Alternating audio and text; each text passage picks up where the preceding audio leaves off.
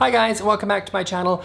If you're new to my channel, my name is Nick. We talk all things interior design here, so whether you're renovating your place or just looking to make it more beautiful and more functional, please consider subscribing. I'd love to see you around here more often. So in today's video, we're gonna be talking about my top 10 different design styles. Now, if you guys remember from my first ever video, which you can find here, please be gentle, it is my first video, I talked about some of the ways that you can make your home look more expensive. And one of my tips was to pick a design style and sort of stick with it throughout your space. And today we're going to be discussing the 10 different styles that I see used the most often. So let's talk about my first design style that I wanted to talk about is traditional. This is the design style that your mom probably has or your grandmother probably had. And it really, to me, it is kind of exemplified by sort of the Queen Anne chair, right? So the Queen Anne chair, I mean, it's got lots of curved lines, it's made of kind of solid wood, and it really sort of feels like it kind of takes in some of those traditional elements that we're used to. Like it's sometimes, I mean, I'll be honest, I'm usually the first to knock a traditional design style, I'll be honest, but it's kind of a little bit, maybe a little bit boring, but it can also be really familiar. Typical colors and kind of materials that you're gonna see, you see a lot of kind of beige, a lot of cream, a lot of white, a lot of brown, a lot of natural wood in traditional styles. The next design style I wanna talk about is farmhouse. Now, farmhouse can sort of be split a little bit into a classic farmhouse versus sort of a modern farmhouse. So classic kind of leans a little bit more into some of the more rustic elements of what you'd expect. So in the farmhouse design style, you start to see things like barn doors, you can see shiplap, butcher block countertops, you're seeing leather. So in a modern farmhouse design, you're gonna be things like modern lighting are gonna be brought in, basically things that take the classic farmhouse look and sort of update it with a little bit more of a modern feel. I think the modern farmhouse look can feel really warm and really inviting, can feel really cozy, but it is for people I think that really like that country style. For me personally, it's not for me, but that's okay because I know that it's super popular with a lot of you.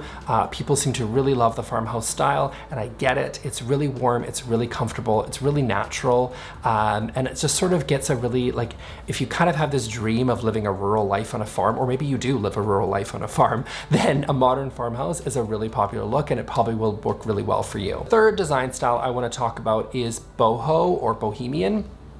Bohemian sort of is a look that kind of borrows a lot, I think, from a Moroccan design style.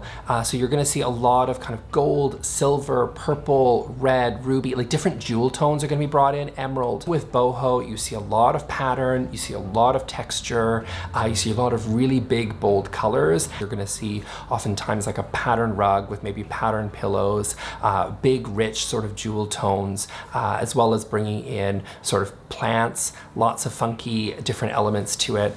It's really sort of kind of eclectic and just a really fun sort of design style. Fourth design style I want to talk about is industrial. So industrial is sort of trying to bring that look of like a factory into the home. So you're going to see things like concrete, you're going to see a lot of black wrought iron, silver, you're going to see wood, right? So you're going to see a lot of dark woods, maybe brick and beam.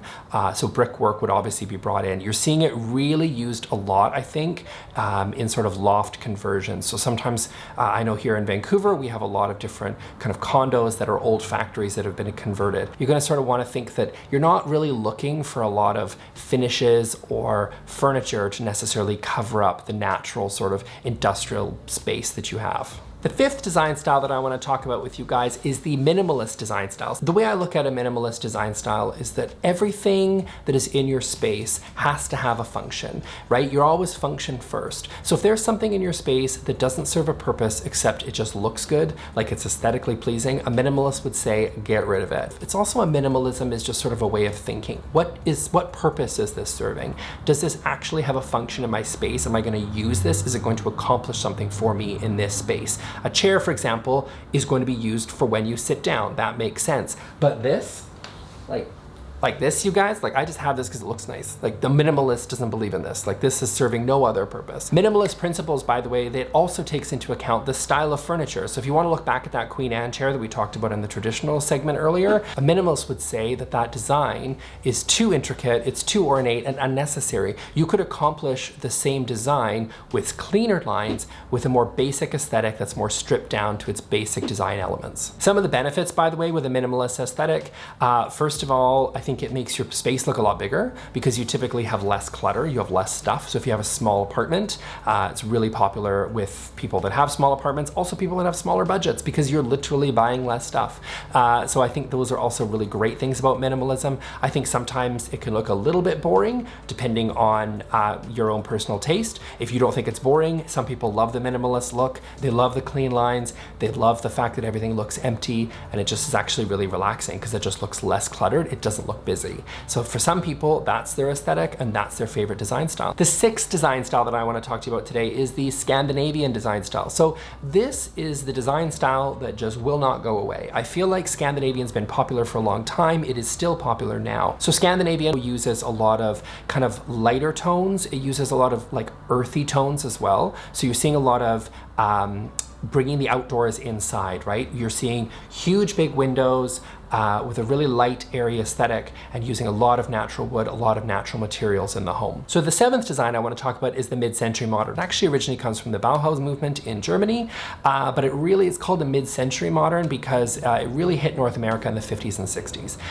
It's important to know that the mid-century modern, there are some specific designers that are considered mid-century modern designers, but nowadays it tends to just sort of exemplify everything that kind of comes from that period. So because of different technological achievements that sort of came in post-war in the 50s and 60s, there were a lot more new materials that came available to designers that they were incorporating into furniture in their homes. So things like plastic and plywood and vinyl. So things that weren't available before now all of a sudden were available and were being able to be used in furniture. So also technology in the 50s and 60s made it a lot easier to sort of take the furniture designs that were in the past, the more traditional designs that we saw before. They were able to strip them down to their more basic designs and their more basic function so that they could easily manufacture them for the masses. So again, you're able to see that Queen Anne chair that we saw earlier, you're able to strip it down, make something a lot more minimal, which made it a lot easier to manufacture and was super popular in the 50s and 60s. So the eighth design style I want to talk about is coastal. This is sometimes called a Hamptons style. I don't know if they're necessary. Some people might in the comments point out some difference between the two, but a coastal design is, well, trying to create sort of that beachy, beach house sort of look. So you start to see a lot of natural woods brought into the space, big airy windows, a lot of linen. So you can see a lot of things like rope and maps and seashells and, you know, things that we normally would find in a beach house. So you're sort of bringing more nature into the space, which is more typical in coastal than you're seeing in some of these other design styles. So the ninth design style that I want to talk about is the glam design style. So this is a design style that is meant to evoke a feeling of luxury and glamour in the home. So think things that just add a lot of glitz and glam to your space. So using a lot of metallics, gold, silver, bring a lot of really expensive materials. You could be like marble or faux fur, velvet, things that feel really plush, really expensive, really luxurious. That's something that's typical in the glam style. I think at best, the glam style can feel really dramatic, it can feel really bold. I think at worst, sometimes it can feel a little impersonal and sometimes a little bit uncomfortable because it just feels like everything is screaming glamour, glamour, glamour, that sometimes, you know, you just want to curl up with a book and relax in your home. This design style doesn't really suit that as well. The 10th design style I want to talk about today is Zen, otherwise called Japanese Zen. So this is a design style where you see a lot of bamboo, a lot of natural wood, and basically creating sort of a serene and calming space in the home. So you're a lot of recessed lighting, so it's never really harsh, big, huge windows that let in a lot of natural light. And the other thing about the Japanese Zen style is, again, you're seeing design elements brought down to their most basic form. Zen can also generally, I mean, just the name Zen, I mean, it can feel really relaxing because again, nothing is superfluous, right? Everything is quite basic, everything is really streamlined, and that kind of makes it feel a little bit more relaxing than some of the other design styles that we've talked about today. Those are my 10 different design styles. I hope some of those really spoke to you because I think it can really take a lot of the guesswork out of designing your own home. So you can create a really functional and beautiful space because a lot of these designers have done the work for you, right? These kind of represent a certain time in history or a geographical area and really sort of point out that they're all designed to sort of really work together. And I think that really makes it easier for us to design our own homes. If you got any value out of this video, please click like. And if you would like to see more design related content, please subscribe. And that's it for me. See you all next time. Bye.